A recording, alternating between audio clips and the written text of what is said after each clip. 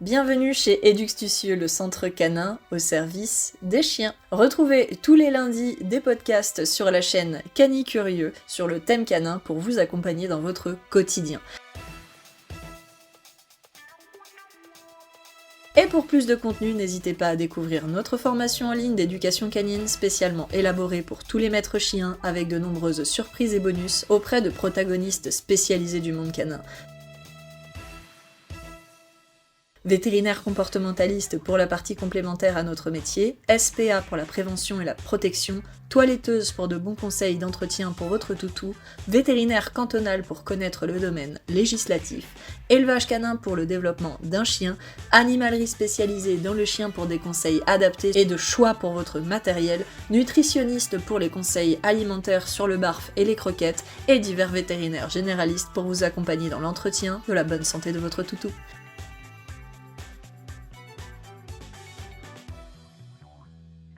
Ensemble, nous vous aidons à devenir un maître ou une maîtresse informée et compétente, mais aussi et surtout épanouie, aux côtés d'un toutou heureux, stable, bien développé, obéissant et surtout compris. Et ça, c'est important.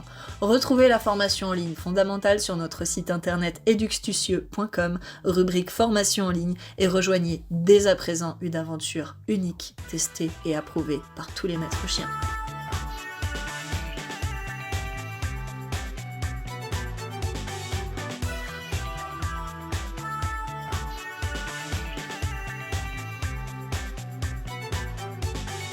Coucou les amis des chiens, j'espère que vous allez bien. Oh là là, vous m'aviez manqué! N'est-il pas beau ce joli logo LED si vous nous écoutez sur YouTube? Eh bien sachez qu'après l'avoir reçu, j'ai voulu diminuer l'éclairage et j'ai juste vu un petit bouton 11, qui était donc un chiffre moins que le bouton sur lequel il était positionné. Et bah, je l'ai donc fait exploser dans mon bureau, dans toute ma blondeur. C'était la puissance, c'était pas pour faire baisser la luminosité. J'ai fait péter toute l'électricité dans la baraque. Bon, trêve de plaisanterie et de sentiments, les canicurieux et les canicurieuses. On commence parce qu'on a un gros sujet à traiter aujourd'hui que vous êtes nombreux et nombreuses à me demander. Or, il y a une grosse partie de questionnement pour vous aider à trouver la bonne réponse. Et donc la méthode et les ajustements qui vont suivre. Vous allez entrer dans le tréfonds du comportement et voir que le sujet est beaucoup plus vaste que tout ce que vous pourriez imaginer en posant une simple question. Pourquoi mon chien est malpropre? Pourquoi est-il devenu malpropre du jour au lendemain? Aujourd'hui, je vous propose ce podcast qui sera donc disponible sur toutes les plateformes d'écoute gratuites dont Spotify et également, nouveauté, rediffusé sur YouTube pour ceux et celles qui souhaitent nous suivre en vidéo. Sans surprise, nous allons donc parler du thème de la malpropreté. Je vais donc vous poser une série de questions-réponses pour vous guider dans votre cheminement afin de trouver les bonnes réponses. Je vais donc bien évidemment vous donner des raisons à la malpropreté, mais je dois dans un premier temps attirer votre attention sur une distinction qui est très importante. Il y a une différence entre apprendre la propreté et traiter la malpropreté. Nous parlons donc aujourd'hui de malpropreté, c'est-à-dire d'un chien qui se met soudain, brutalement, à uriner ou déféquer dans le domicile, alors que ce chien était pourtant parfaitement éduqué à la propreté. Jusqu'ici, aujourd'hui, c'était pas un problème. Vous êtes peut-être tout simplement curieux ou vous cherchez aujourd'hui des réponses pour expliquer pourquoi votre chien est bien de base propre a basculé dans la malpropreté. C'est ce qu'on va voir ensemble. Cependant, je vous invite, particulièrement si vous avez un chiot de moins de 5-6 mois, d'accord? Puisque vous risquez d'être concerné surtout par la partie dite de propreté, d'apprentissage à la propreté, qui est donc bien différente. Moins de 5-6 mois, notamment à cause des sphincters, les muscles de la vessie qui commencent à se former pleinement en fonction des races vers ces âges-là, et qui lui permettent notamment de se retenir de manière plus conséquente, à plutôt aller donc du coup écouter notre podcast intitulé Apprendre la propreté à son chiot, qui est disponible sur la chaîne Canicurieux, mais également sur YouTube en rediffusion. Mais attention, si vous venez de récupérer un chien des rues ou un chien qui a vécu un long moment en box, en chenil, et donc aurait pu tout autant apprendre à l'envers, c'est-à-dire à faire dans son box ou son chenil parce que les temps d'attente sont parfois longs entre les sorties dans les parcs, ou qui n'aurait même reçu tout simplement aucun enseignement, peu importe l'âge, vous avez aussi ce podcast ou notre formation en ligne qui vous indique vraiment toutes les étapes à suivre pour acquérir une bonne propreté. Vous êtes donc dans la situation où, pas de chance, votre chien a déclenché de la malpropreté subitement, tandis que son éducation à la propreté était pourtant faite et stable, fiable. Alors, installez-vous correctement et on est parti. Je vais vous poser des questions très ciblées sur la malpropreté. Et ce, afin de vous aiguiller, de vous aider dans votre cheminement à trouver des réponses sur ce qu'il peut se passer. On va commencer d'abord dans l'ordre, si vous le voulez bien, puisqu'en éducation canine et en comportement, on commence toujours par écarter la cause médicale qui ne nous appartient pas. La première question que je vous pose est: avez-vous consulté un vétérinaire pour écarter toutes les causes médicales relatives qui pourraient déclencher de la malpropreté? Vous avez de la chance, je suis justement auxiliaire de soins et de santé et assistante vétérinaire. Consultez bien sûr un vétérinaire pour faire un bilan concernant tous les points suivants. Votre chien est-il atteint de cystite ou infection urinaire? On remarque d'ailleurs dans ces cas que les chiens font souvent de multiples petits pipis ici et là, comme ça pique un peu entre guillemets. C'est un facteur très courant. Votre chien a-t-il un certain âge, même si cela peut arriver aux plus jeunes parfois? On trouve aussi des cas d'incontinence urinaire, d'insuffisance rénale et de diabète. Ou encore, votre chien est-il atteint par la prostate? Votre chien a-t-il des problèmes gastro-intestinaux? La malpropreté s'est-elle déclenchée juste après une stérilisation ou une castration? Si vous avez des doutes sur ces questions, sachez qu'il faut donc aller voir un vétérinaire pour qu'il puisse vous indiquer la bonne marche à suivre, et non pas donc un éducateur canin ou comportementaliste. Ensuite, dans la même gamme, mais plutôt côté hormones, avec l'élevage canin qui est aussi mon métier, ça tombe bien, vous avez de la chance aujourd'hui. On passe aux hormones. Si vous avez une chienne, est-ce que la malpropreté se déclenche juste avant, pendant ou juste après les chaleurs? Donc les règles en version humaine si vous n'avez pas la référence des chaleurs. En sachant que les chaleurs, les règles, d'accord, chez les chiennes, se déclenchent généralement tous les 6 à 10 mois maximum, sauf chez le Basenji qui ne les a qu'une fois par an. Me demandez pas pourquoi. Il est bien singulier celui-là, même pour ses aboiements qui n'en sont pas vraiment. Mais rassurez-vous, il n'est pas tout seul dans ce cas. On peut observer cela aussi parfois chez les mastifs tibétains, le Shiba Inu et le montagne des Pyrénées qui peuvent aussi, de temps en temps, avoir leur chaleur une fois par an. Ensuite, et particulièrement pour les mâles entiers, mais sachez que certaines rares femelles et même mâles castrés qui ont gardé des habitudes, cela peut aussi arriver et ils sont concernés plus rarement. Est-ce que sa malpropreté s'est déclenchée il y a moins de 1 mois? Si oui, avez-vous des femelles, une femelle en chaleur dans le quartier? Cela peut être cumulé par exemple avec quelques jours de perte d'appétit, une agitation soudaine et une vigilance accrue et des gnoussements. Votre chienne est-elle gestante? Ce qui peut aussi gêner et demander plus de fréquence pour se soulager. La malpropreté est-elle intervenue après une mise bas aussi? Si vous avez des doutes sur ces questions, le top du top, c'est de consulter un vétérinaire spécialiste en reproduction. Et ça tombe plutôt bien, on en a un excellent en Suisse à VetMidi. Pour vous guider dans la bonne marche à suivre, il s'appelle Étienne. Et toi, E-T-O-Y. Motus. Maintenant, on va passer dans un entre-deux mondes avec hormones et comportement. Parce qu'il n'y a pas que les hormones aussi qui peuvent influencer tout de même ces déclenchements. Un autre animal est-il passé chez vous? Par exemple, avec la fenêtre ouverte et un chat qui pénètre dans votre domicile.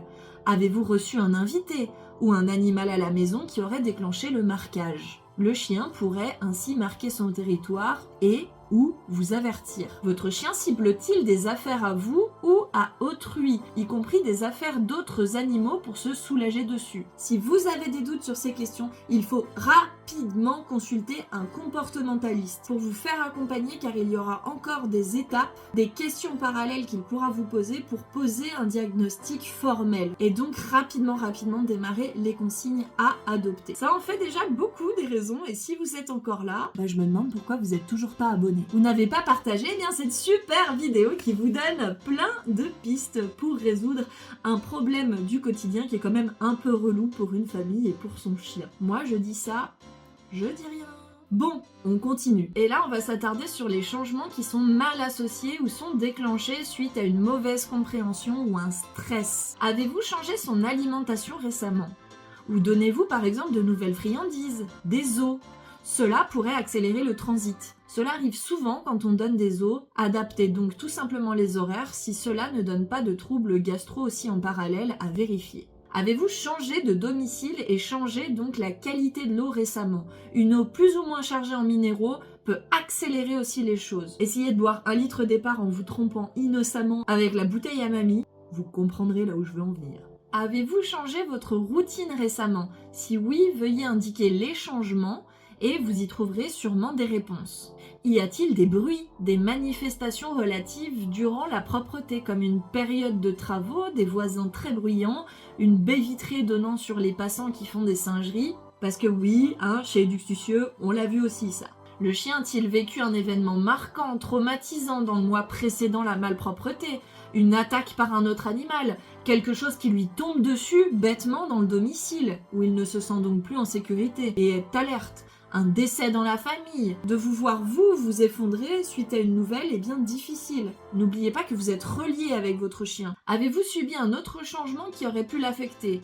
Séparation, enfant né ou attendu, déménagement, vacances, adoption d'un nouvel animal pourquoi pas pris en garde aussi. Et si oui, avez-vous un peu délaissé votre chien pendant cette période difficile ou chargée, répercutant aussi peut-être sur lui votre propre stress en plus d'une mauvaise association? Si la malpropreté a démarré après ces changements, un comportementaliste vous fournira en fonction une marche à suivre pour contre-réassocier ces changements de manière plus positive pour rattraper. Vous en voulez encore? Allez, on continue, mais vous vous abonnez, sinon moi je vous le dis, il y aura du pipi partout. On va faire un tour niveau macrosmatique avec cet odorat si bien développé et qu'on lui reconnaît à notre compagnon canin.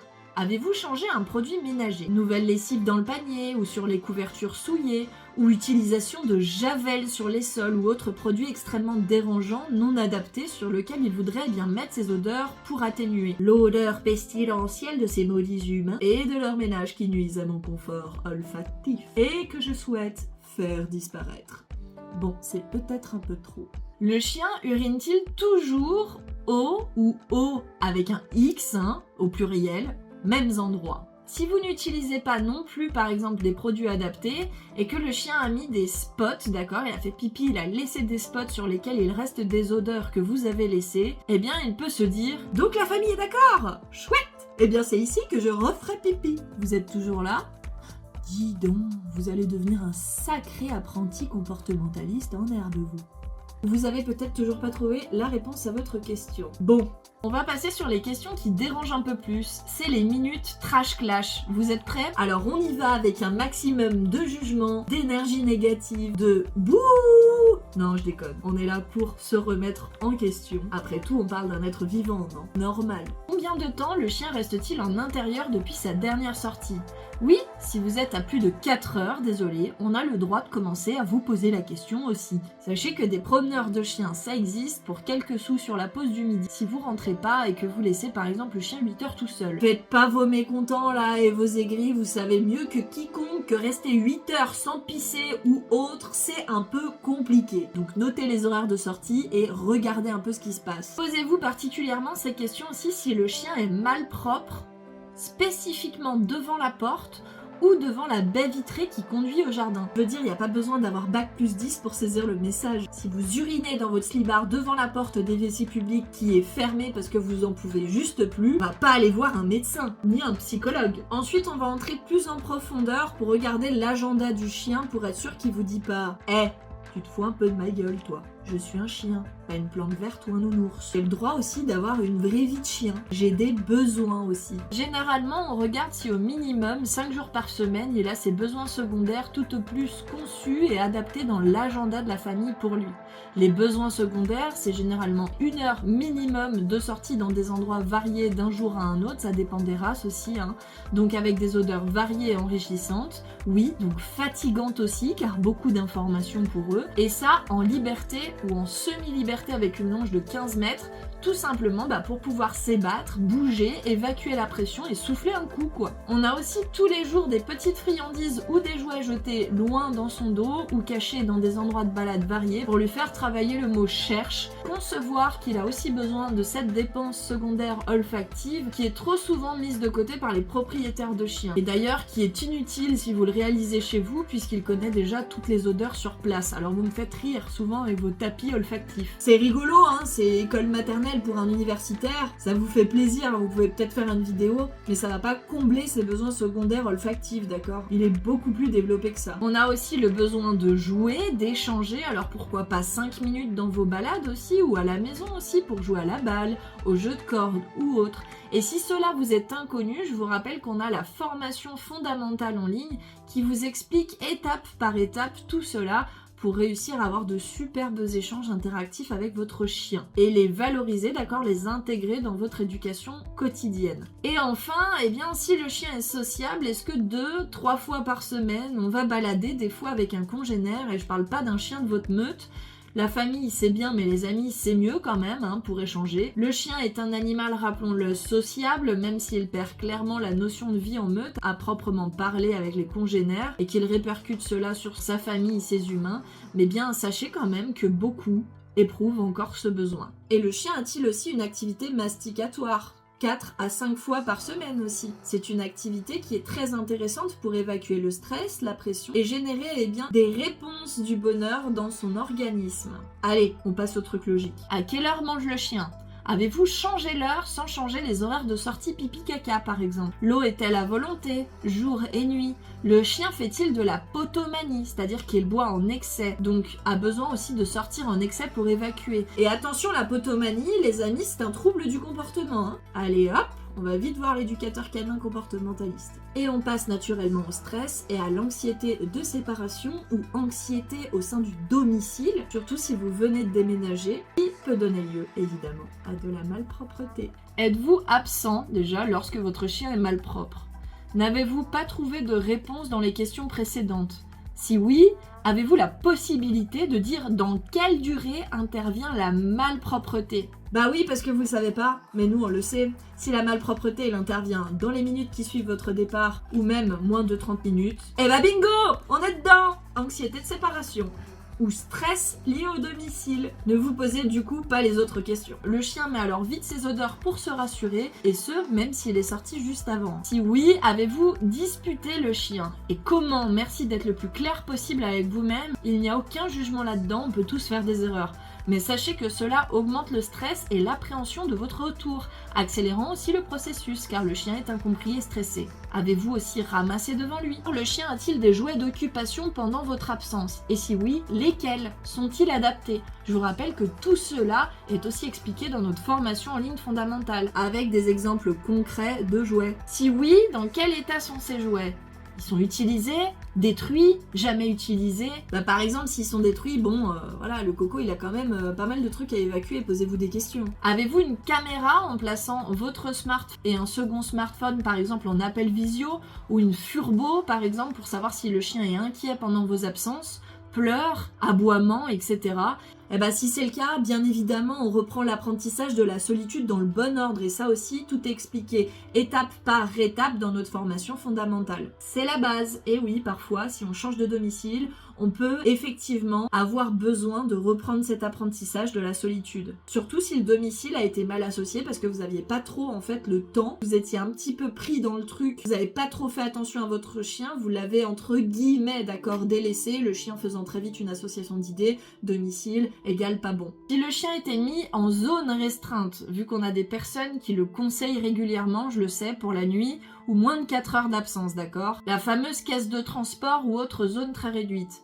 Est-ce qu'il a été malpropre dedans ? Parce que là, s'il a été malpropre et qu'il était propre avant, c'est grave. Situez plus ou moins la fourchette horaire où votre chien effectue sa malpropreté. Est-elle régulière ? Voilà pour toutes les questions relatives qu'un éducateur canin comportementaliste va vous poser pour situer la raison de la malpropreté. Et en fonction, bien évidemment, il va vous donner un plan de travail adéquat puisqu'il y en a plusieurs pour plusieurs raisons afin de solutionner tout ça. Mais notez bien que la propreté, l'agenda et la gestion des besoins, l'apprentissage des jeux d'interaction, les jouets d'occupation conseillés, l'apprentissage de la solitude et plus de 70-70 autres thématiques sont expliquées en détail avec des tutos vidéo dans notre formation en ligne fondamentale à moindre coût qui est disponible sur le site eduxtucio.com, rubrique formation en ligne, et a déjà aidé avec succès de nombreuses familles pour éduquer et épanouir leurs chiens, s'épanouir eux-mêmes afin de vivre une relation solide et harmonieuse au quotidien sans malpropreté aussi. C'est important de concevoir puisqu'elle est quand même très abordable pour des centaines d'heures de contenu. Et si vous avez tenu jusqu'ici, félicitations, je vous décerne la patte d'or du comportement canin,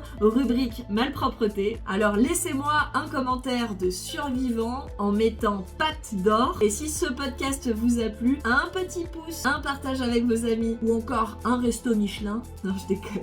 Un abonnement suffira, cela vous prend 1 seconde, c'est gratuit, cela nous soutient et vous aide aussi à suivre nos aventures et c'est déjà très significatif pour nous pour pouvoir continuer notre travail et continuer à vous offrir du contenu gratuit. Et on se retrouve tout bientôt pour un podcast 100% canin sur la chaîne Canicurieux. D'ici là, prenez soin de vous et prenez soin de votre toutou.